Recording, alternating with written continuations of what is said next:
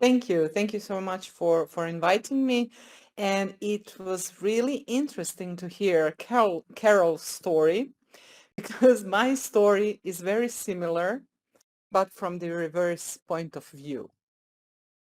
But first, to introduce myself, my name is Lora. I have a small IT agency, so we do custom software.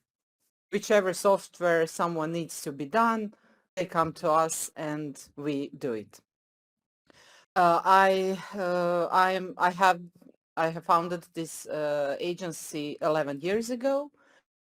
In the meantime, I have many other interests, but I won't talk about that, of course. So we started, a few of us, we were working in an IT company that was doing software for banks. And that was like a little bit boring because banks are really slow and developing for banks is something that like you don't see the result very soon. Like it can pass like 5 years before you see a result of your work. So it was not very satisfying. And it was the time, when when smartphones appeared and when mobile applications appeared on the market. And it was something that was really exciting and, cutting edge, like all these new technologies and ways to do things. So that sounded really exciting. And I managed to convince my partners to actually found the company. So we were at the beginning of our journey, not knowing anything, as you can imagine, before you start being entrepreneur, like you don't know much. Um, and of course, the first thing was how to get clients. And okay, we had like one or two smaller jobs, doing something for friends, but we wanted to make bigger like softwares, like really web applications and mobile applications with backend and servers and everything, that's included in that. And actually, I got in touch, one acquaintance got in touch with me and said, oh, I'm starting a startup with three other guys, and we need someone to develop software for us. And we were like, oh, yeah, that sounds really cool. And I mean, I knew the guy superficially, and I don't know, we were really eager to finally get a proper job. And since they were the startup, they didn't even have a company founded, but they had an investor. And an investor was this older guy. I didn't mention I'm from Croatia. And this investor was an older guy from Britain who had been living in Croatia for like a long time. And, we met with him and he sounded really like serious and knowledgeable, because in the beginning, you think everybody is better and smarter than you, which was first lesson learned. And so this investor, we ended up signing contract with the investor. So because the guys actually didn't have a company yet, but like this company will be founded like in very soon, in a few months or something like that. And we agreed to work for a little bit less money, but we will get 10% of this future non-existing company. Okay, sounded good. I mean, we were new on the market. We were like really enthusiastic about everything. But we signed a contract with the investor who actually had like a firm. And not to keep you in suspense, the mistake we did and the lesson we learned consequently was not doing due diligence. So whoever, which was something Carol also mentioned, but it goes both ways. So we never did due diligence on this guy and his company because, he was like this older British guy who has a lot of business experience. So, why wouldn't we trust him? Well, that was a huge mistake. So like really, really always do due diligence. There are a lot of, services that can look into a company that you're starting a collaboration with, that can tell you like about their monetary situation or, whatever you need to know.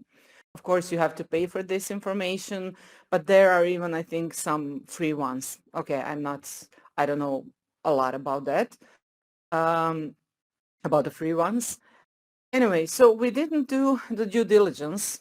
We only did it after everything happened, which I will tell you. And after everything happened and we actually went to check up this guy, we even found newspaper articles about him like doing really shady businesses with people and like being super shady and like doing illegal stuff. And if only we, which was a lesson for us, if only we invested like half an hour, 1 hour in researching this guy, we would have come up with those newspaper articles, at the beginning and maybe rethink our collaboration. Anyway, so what happened? So we started developing. Of course, it took some time. It took a year and a half because it was a big project.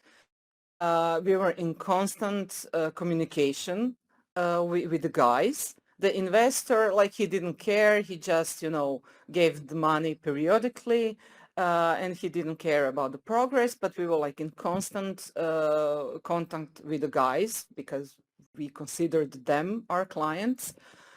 And, we always worked super transparent, so they had access to all of our tools, communication tools, project management tools, like they could always see what was going on. And we did our part. So the project was, I don't want to go into details and I actually don't want to disclose a lot about the project, but the project was like, we need to build a software platform. We need to build, front end and back end and mobile apps, but they actually need to find customers. It was a two-way platform, B2B and B2C. So one way you would get businesses who would give something, and then you would have customers who would benefit from what these businesses provided.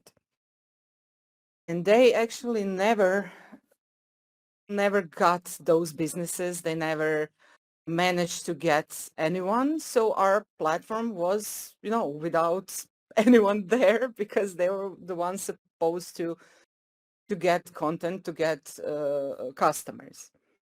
And we were like, I know I was suggesting, like, let's do it with, I don't know, with friends, like, let's find 5 coffee shops and do it with them. Like, let's do whatever. And they always had like really huge ideas. They didn't want to start in Croatia because Croatia is such a small country and, they always thought worldwide. And I said, okay, that's great. Like you can try to find American clients or, whatever. But let's test the platform. Let's test it with, someone who is here. As I said, like find 5 friends who have coffee shops or some small businesses and let's try the platform with them. Oh, that didn't work. So anyway, we were just waiting for them to find clients so, we can test the platform and we can eventually move on. That didn't happen. They just stopped responding. After a while, nothing was happening. 3 years later, uh, this investor, he didn't even contact us. We just got a letter from, like call to come to the court, a letter from his attorney, like he's suing us because we never finished the software and now we have to return the money. And we were like, wait, what? And in technology, you have to be aware that 3 years is a huge amount of time. 3 years is like, I don't know, 30 years or 300 years in any other industry, because the technology changes rapidly. It changes so fast that if you don't maintain it, it's just not useful anymore. And we didn't maintain it because they didn't contact us for 3 years. And then, so we got sued, and then we researched him. And as I mentioned before, we find out that he's super shady guy, and that he was, he had some, uh, I don't know how to say it. He has some businesses with some, guys like who are, that they are doing illegal stuff. And we actually got, of course, scared.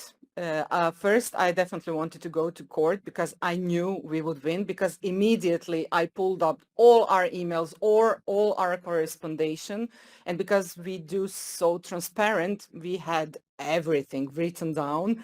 And there was like abundant proof that we actually did what we could do on our side, and that the software doesn't work because they never got what we needed to put in the software. So I knew we would win if we went to court, but we got so afraid, because this guy was powerful and had a lot of bad connections that were bad people.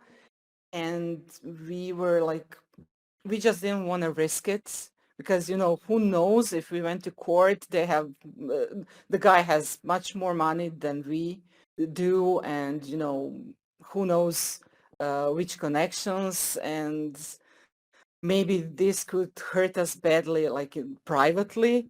So we decided, although I was a little bit against it, but in the end, we decided just to return the money and just, learn that lesson. And next time, really be careful who are we getting in partnership with, in collaboration with. So after that, we were like super diligent in researching who wants to work with us. And of course, never did the same mistake again.